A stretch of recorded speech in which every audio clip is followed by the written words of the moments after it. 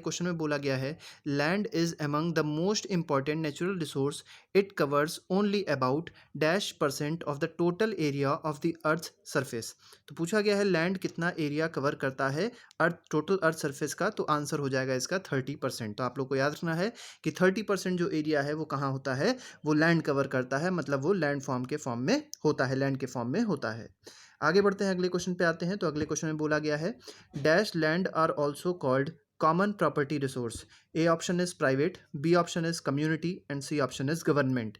तो आपको याद रखना है कि जो कम्युनिटी लैंड होता है उसको क्या कहा जाता है, उसको एक और नाम दिया गया है दैट कॉमन प्रॉपर्टी रिसोर्सेज। तो कम्युनिटी लैंड इसका करेक्ट आंसर हो जाएगा।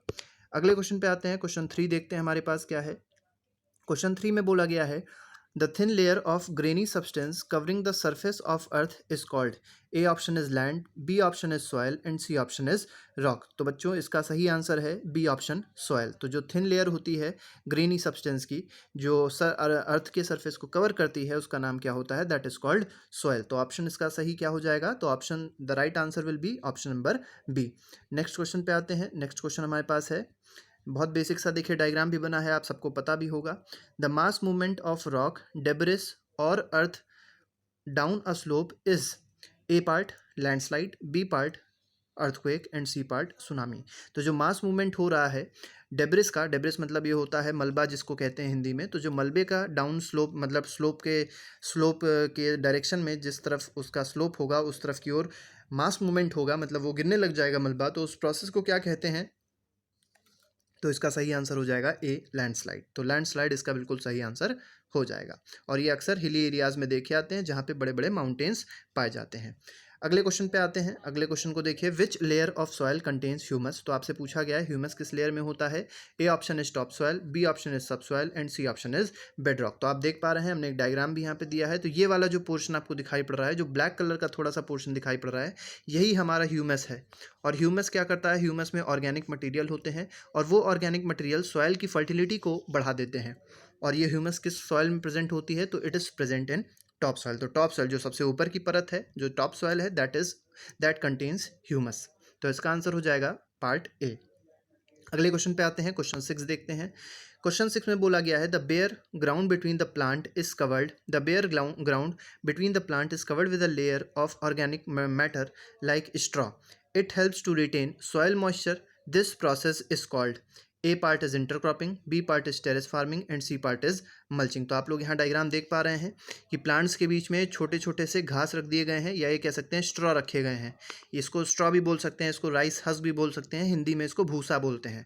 और भूसा इसलिए रख दिया जाता है कि जो सॉयल में मॉइस्चर का कंटेंट हो वो मेंटेन रहे, मतलब वाटर की जो मात्रा हो सॉयल में वो क्या रहे, मेंटेन रहे। तो इस प्रोसेस को क्या कहा जाता है, इस प्रोसेस को कहा जाता है मल्चिंग। तो 6 का जो करेक्ट आंसर हो जाएगा, answer will be C option, that is mulching. अगले क्वेश्चन पे आते हैं। क्वेश्चन 7 देखते हैं क्या है। तो क्वेश्चन 7 में बोला गया है a farming in which broad flat steps और terraces are made on steep slopes, steep slope मतलब ऐसे स्लोप्स होते हैं, so that flat surface are available to grow crops are called. बहुत बेसिक सा क्वेश्चन है, क्योंकि इस क्वेश्चन में ही जब आप देखेंगे फ्लैट स्टेप्स कहे गए हैं, टेरेसेस कहे गए हैं। तो ऑप्शन दिया गया है crop rotation, B option is mulching and C option is terrace farming. तो आप लोग को आंसर समझ में आ गया होगा, इसका आंसर बहुत बेसिक सा है, that is called terrace farming. और ये भी हिली एरियाज में होता है। आप लोग यहाँ पे डायग्राम में देख पा रहे हैं कि देखिए टेरेसेस बनाए गए हैं, टेरेस बनाए गए हैं, जीने बनाए गए हैं।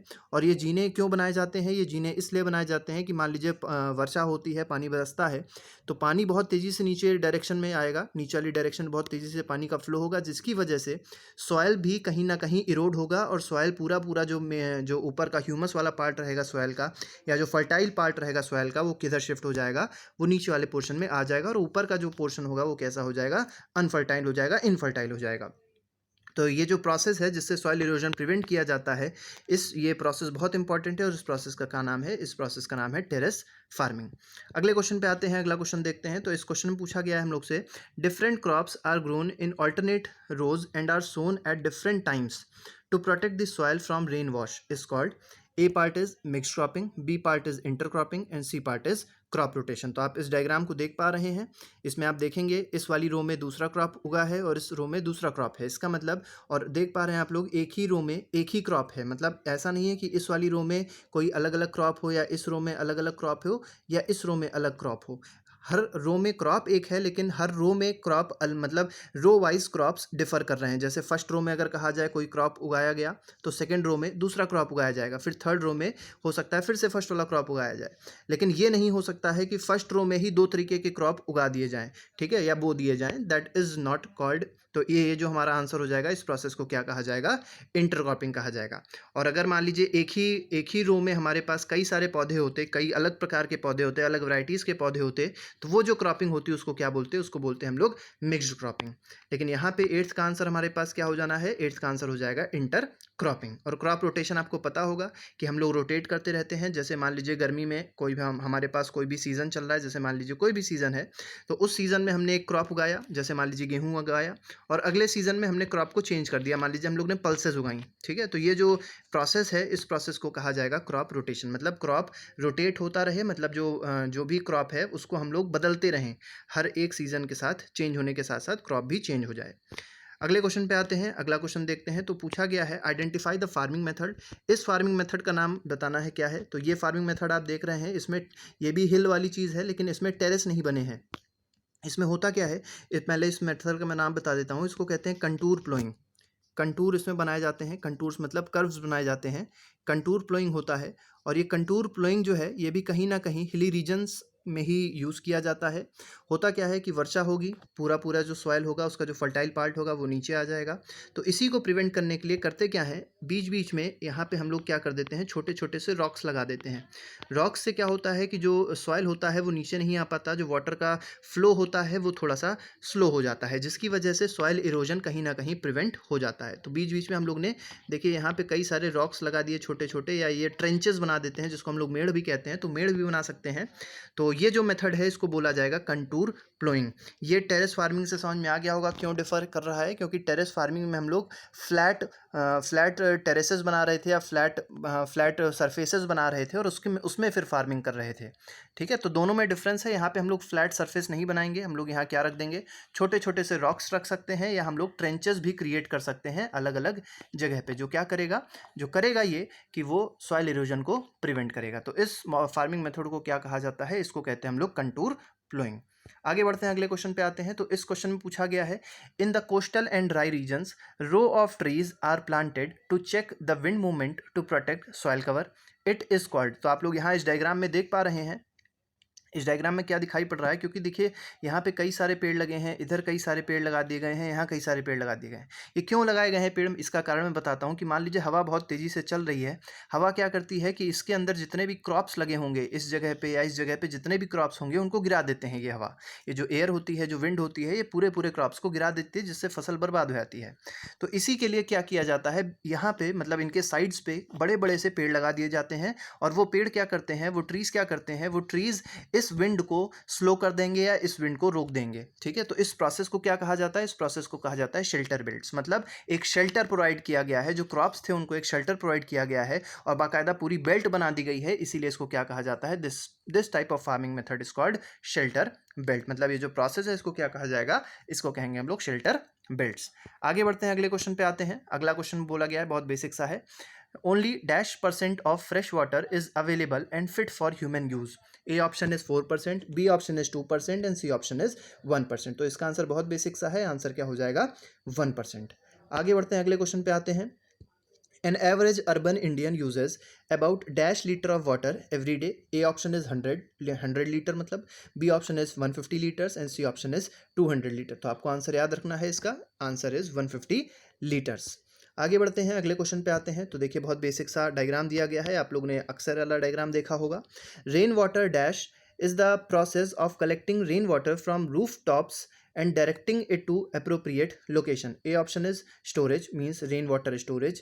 B option is rainwater prevention and C option is rainwater harvesting। तो आपको पता है ये जो आंसर है इसका क्या है, इसका आंसर है रेनवाटर हार्वेस्टिंग। इसमें किया क्या जाता है, जब वर्षा होती है, जब रेन होगा, तो रेन के दौरान क्या होता है, छत पे जो रूफ होती है, रूफ पे पानी स्टोर कर लिया जाता है, और फिर उसको पाइप के थ्रू जहाँ भी भेजना होता है, अंडरग्राउंड वाटर में जहाँ भी डालना होता है, वहाँ हम लोग प्रोवाइड कर देते हैं, मतलब वहाँ हम लोग उसको डाल देते हैं, ठीक है। तो इस तरीके से हमारे पास जो भी प्रोसेस होता है उसको क्या बुलाया जाता है, उसको बुलाया जाता है रेन वाटर हार्वेस्टिंग। आगे बढ़ते हैं, अगले क्वेश्चन पे आते हैं।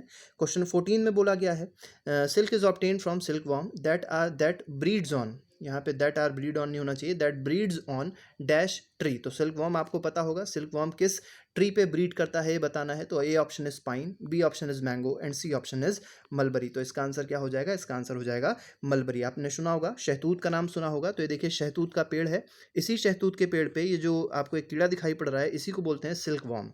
और यही सिल्क वॉर्म ऐसा होता है जो सिल्क क्रिएट करता है। और इस सिल्क को क्या कहते हैं? इसको हिंदी में कहते हैं रेशम। और इसी सिल्क के बहुत अच्छे से कपड़े भी बनते हैं। आगे बढ़ते हैं, अगले क्वेश्चन पे आते हैं। क्वेश्चन 15 देखिए, narrow zone of contact between the lithosphere, hydrosphere and atmosphere that we call. तो उसका नाम क्या है? That is the narrow zone between lithosphere, hydrosphere and atmosphere. इसको कहते क्या है? ए ऑप्शन दिया है ecosystem, B option is natural park and C option is biosphere. तो इसका आंसर होना है बायोस्फेयर। तो आप लोग याद रखिएगा, ये जो हमारे पास जोन होता है जिसमें तीनों चीज़ का कॉन्टैक्ट होता है, तीनों चीज़ क्या होती हैं? तो लिथोस्फेयर होता है, हाइड्रोस्फेयर होता है और एटमॉस्फेयर होता है। तीनों का जहाँ कॉन्टैक्ट होता है that place is called biosphere. आगे बढ़ते हैं, अगले क्वेश्चन पे आते हैं। तो अगले क्वेश्चन में बोला गया है vultures in the Indian continent sub continent were dying of kidney failure due to. तो वल्चर्स थी, वो धीरे धीरे करके मर रही थी और किडनी फेल हो जा रही थी उनकी। पूछा गया है क्यों? तो उसका आंसर ऑप्शन दिया गया है, A option is Disprin, B option is paracetamol and C option is diclofenac. तो मैं आपको बता दूं इसका आंसर है डिक्लोफेनिक। अब ये डिक्लोफेनिक इन लोग की बॉडी में कैसे आती है? तो उसके पीछे कारण है, जैसे हम लोग कई सारे जानवरों को पालते हैं, तो जब जानवरों को पालते हैं उन लोग को कोई बीमारी हो जाती है तो हम लोग ये दवा देते हैं जानवरों को, डिक्लोफेनिक। लेकिन जब जानवर मर जाता है तो उन पे ये फीड करते हैं, जब ये फीड करते हैं तो डिक्लोफेनिक का कहीं ना कहीं प्रपोर्शन इनके बॉडी में भी चला जाता है। और ये डिक्लोफेनिक में एक बहुत ख़राब प्रॉपर्टी होती है कि ये किडनी को फेल कर देती है, चाहे वो इंसान की किडनी हो चाहे वो किसी जानवर की किडनी हो, सबको वो क्या कर देती है? कहीं ना कहीं इफेक्ट करती है, जिसकी वजह से इस डिक्लोफेनिक को सरकार ने भी बैन कर दिया है। तो इसका आंसर क्या हो जाएगा? क्वेश्चन 16 का जो आंसर हो जाएगा that will be option number C. आगे बढ़ते हैं, अगले क्वेश्चन पे आते हैं। क्वेश्चन 17 देखिए, as the amount of moisture decreases the size of trees and their density. अब देखिए एक क्वेश्चन में पूछा गया है कि मॉइस्चर डिक्रीज होगी मतलब नमी डिक्रीज होगी तो साइज ऑफ ट्री क्या होगा? तो आपको पता है जैसे जैसे मॉइस्चर डिक्रीज होता है वैसे वैसे साइज भी क्या हो जाता है? ट्री का कम होता है। और जहाँ पे जितना ज़्यादा मॉइस्चर होगा उतनी ही ज़्यादा वहाँ पे ट्री की ग्रोथ भी होगी। तो इसका आंसर क्या हो जाना है? तो देखिए नमी डिक्रीज हो रही थी मीन्स मॉइस्चर डिक्रीज हो रहा था, तो साइज ऑफ ट्रीज भी क्या हो जाएगा? डिक्रीज हो जाएगा। तो इसका option C will be the correct answer. अगले क्वेश्चन पे आते हैं। क्वेश्चन 18 देखते हैं, dash vegetation of cold polar regions comprise of mosses and lichens. A option is tropical, B option is tundra and C option is desert. तो जहाँ पे masses और लाइकेंस पाए जाते हैं, जहाँ पे मतलब ये मिलते हैं, ऐसे पोलर रीजन्स को क्या कहते हैं? ऐसे पोलर रीजन्स या ऐसे वेजिटेशन को बोला जाता है टुंड्रा वेजिटेशन। तो आप लोग ये डायग्राम भी देख पा रहे हैं, ये एक डायग्राम दिया गया है that is of tundra vegetation. आगे बढ़ते हैं, अगले क्वेश्चन पे आते हैं। क्वेश्चन 19, इसमें आपको क्वेश्चन में ऐसे दिया जा सकता है कि आपको एक जानवर दे दिया जाएगा, इस तरीके का कोई एनिमल दिया जाएगा और आपसे पूछा जाएगा आइडेंटिफाई दिस एनिमल। तो बहुत इंपॉर्टेंट ये एनिमल है और इसका नाम क्या है? इसका नाम है black buck. This is called black buck और इसको हिंदी में चिनकारा भी कहते हैं। आप लोग ने सलमान खान का नाम सुना होगा, तो वो इसी के कहीं ना कहीं अपराधी हैं, इसी को उन्होंने मारा था या जो भी चीज़ थी वो इसमें कोर्ट में चल रही है, तो कहीं ना कहीं वो इसी से रिलेटेड थे। आगे बढ़ते हैं, अगले क्वेश्चन पे आते हैं। क्वेश्चन 20 देखते हैं। तो series of protected areas linked through a global network intended to demonstrate the relationship between conservation and development is.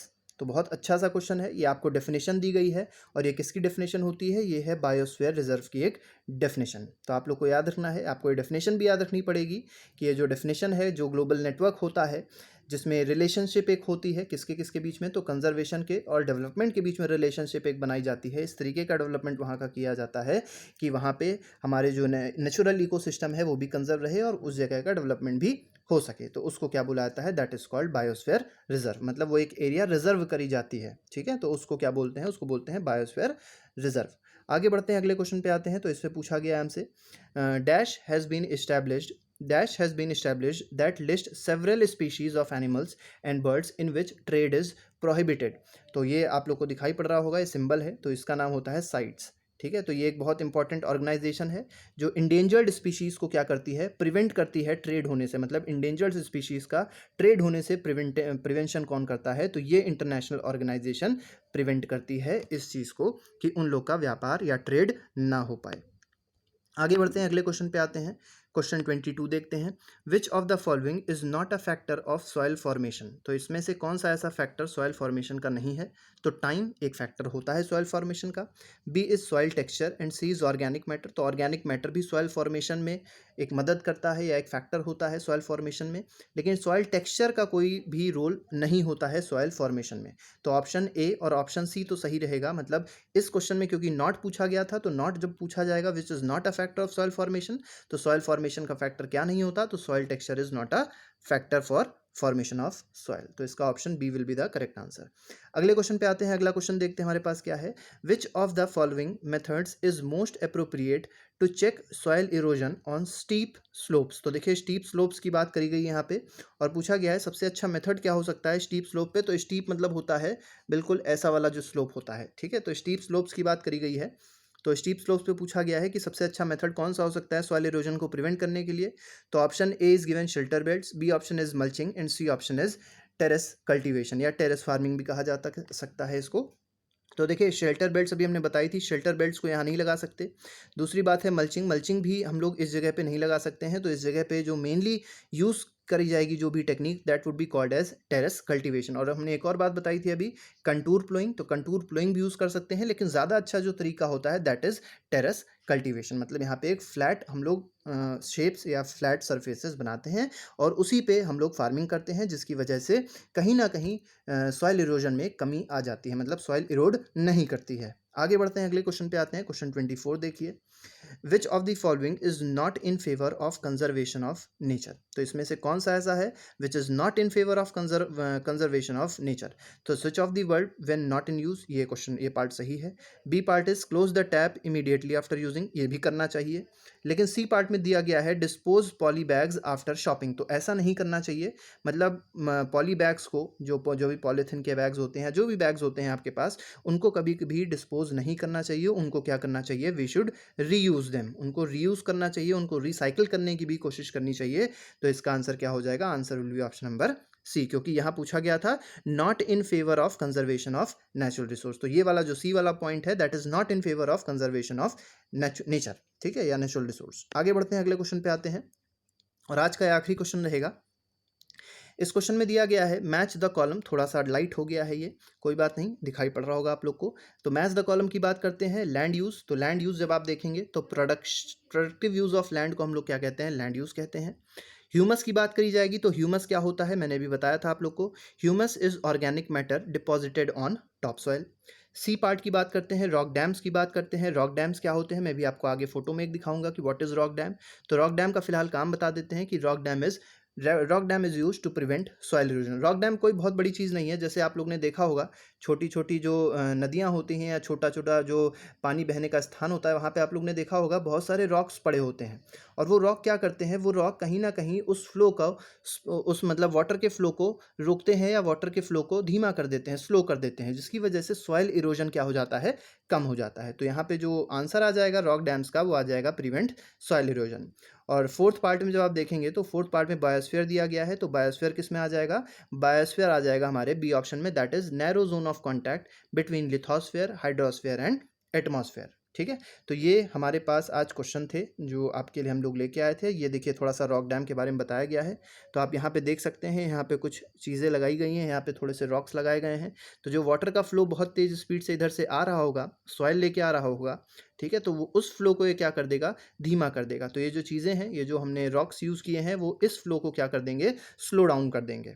तो इस प्रोसेस से होगा क्या कि इधर की जो मिट्टी होगी, इस साइड की जो राइट साइड की जो सॉइल होगी वो इरोड नहीं करेगी, ठीक है। तो रॉक डैम यही होता है। आई होप आप लोग को लेक्चर पसंद आया होगा। अगले लेक्चर पे हम लोग अगला एक और टॉपिक डिस्कस करेंगे। Till then goodbye, thank you very much, जय हिंद।